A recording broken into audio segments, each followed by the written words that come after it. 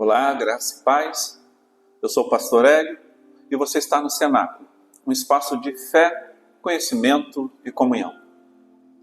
No dia 13, agora, sábado, no espaço de eventos do Hospital de Caridade aqui da cidade de Santo Cristo, nós estaremos realizando um jantar para casais, um jantar para namorados, um jantar para noivos, um jantar romântico, alusivo ao Dia dos Namorados.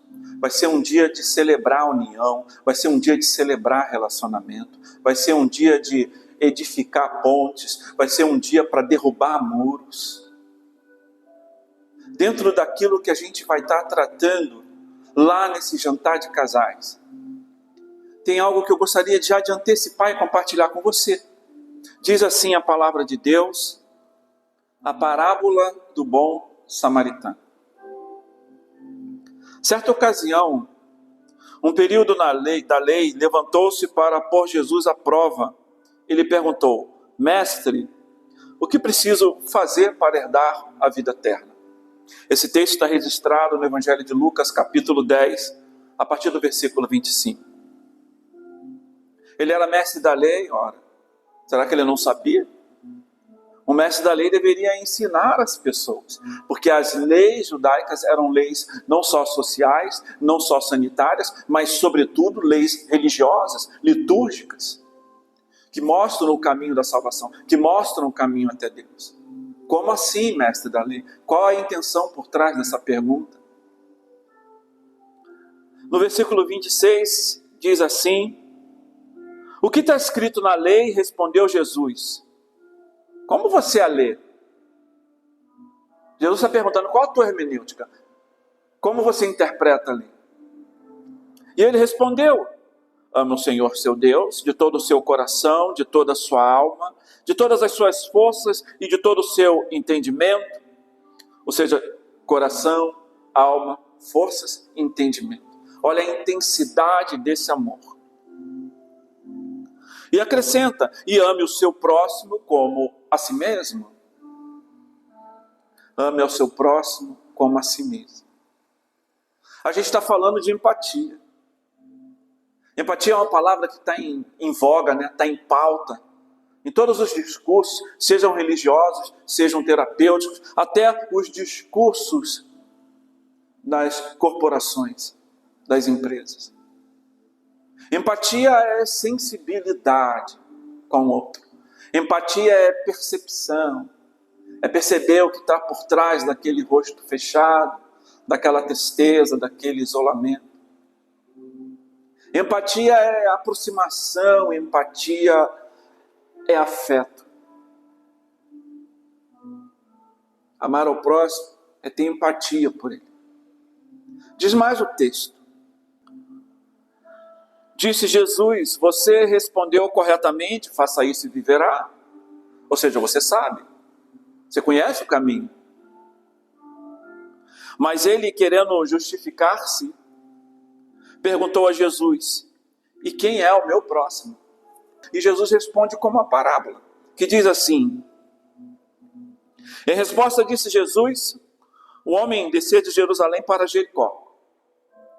Quando caiu nas mãos de assaltantes, estes lhe tiraram as roupas, espancaram-no e se foram, deixando-o quase morto. Às vezes acontece isso com a vida, né? Com a vida da gente. Não literalmente. Pessoas assaltam o nosso coração, roubam a nossa paz, desnudam a nossa vida, nos julgando, construindo narrativas, nos condenando, nos criticando, nos afundando, nos deixando quase que mortos emocionalmente e espiritualmente. Assim como esse homem. Mas diz mais o texto no versículo 31. Aconteceu estar descendo pela mesma estrada um sacerdote, um homem religioso, alguém que conhecia a lei, alguém que se espera empatia. Quando viu o homem, passou pelo outro lado. Ele se desviou da pessoa. Ele se desviou do problema. Ele se desviou da dor alheia. E assim também o levita. Também outro homem religioso, responsável pela manutenção da casa de Deus, pelo serviço no templo. Assim também um levita, quando chegou ao lugar e o viu, passou pelo outro lado. Mas um samaritano, estando de viagem, chegou onde se encontrava aquele homem morto, caído, jogado no chão. Aliás, não morto, mas quase morto. E quando o viu, teve piedade dele. Teve piedade dele. Empatia sem piedade vai ficar só na dimensão do sentimento. Talvez o sacerdote ou o levita tivessem olhado, nossa, que coisa. Olha como ele está. Talvez tivessem tido pena dele, piedade dele, misericórdia dele. Mas essa piedade, essa misericórdia, essa pena, essa empatia não se transformou em ação. Empatia é afeto. Um afeto que precisa se concretizar na vida prática, através da compaixão. A compaixão é fazer o que esse bom samaritano fez. Se aproximou dele, diz o texto. Aproximou-se, enfaixou-lhe as feridas, derramando nelas vinho e óleo. Depois colocou sobre o seu próprio animal, levou para uma hospedaria e cuidou dele.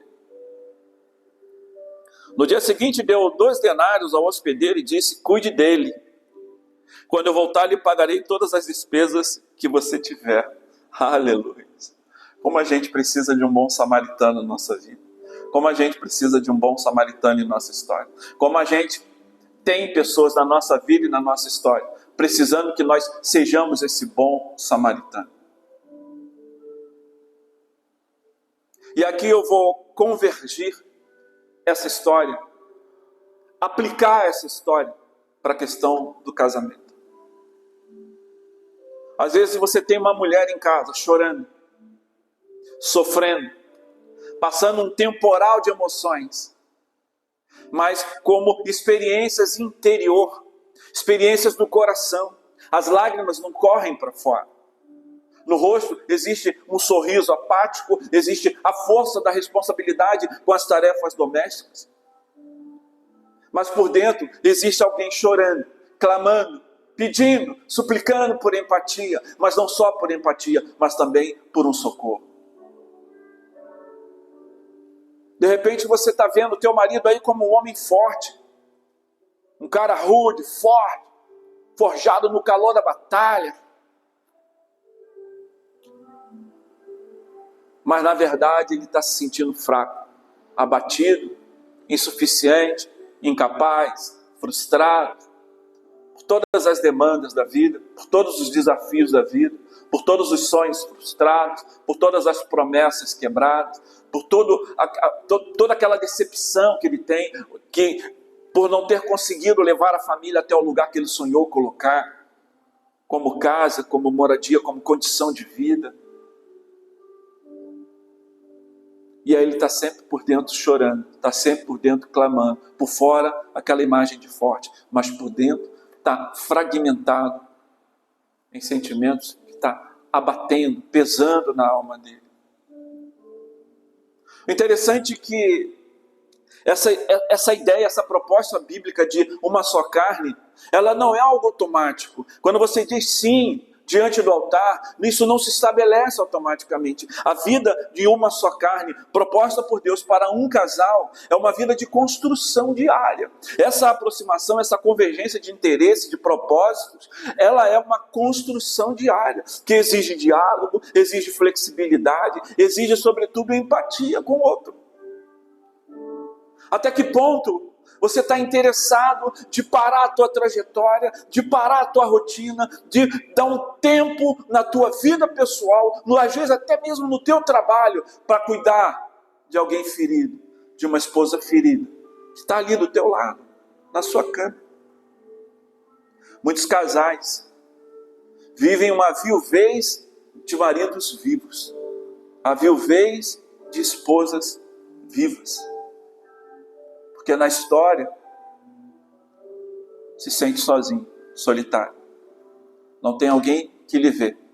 Não que tem alguém que lhe ouça. Não tem alguém que interrompa a rotina da vida e pare para cuidar de você. Nesse jantar de casais, a gente vai estar falando dessas dores do amor. A gente vai estar falando dessa realidade de pessoas que compartilham tetos, compartilham camas, compartilham corpos, mas ainda são estranhos. Ainda não vivem o mistério da intimidade conjugal.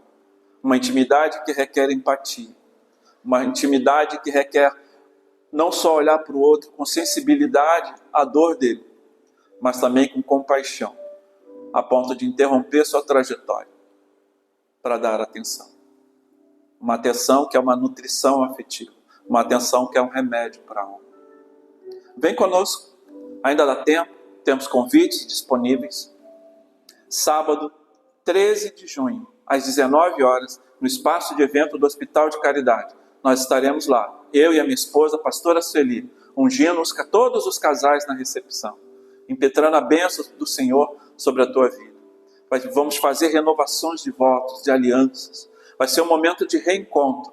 Reencontro não só de corpos, mas sobretudo de almas, de corações, que se anelam e que precisam derrubar os muros que a rotina da vida construiu e se reencontrarem novamente, em nome de Jesus. Eu te aguardo lá. Eu sou o pastor Hélio, você está no Cenáculo, um espaço de fé, conhecimento e comunhão. Deus te abençoe, em nome de Jesus.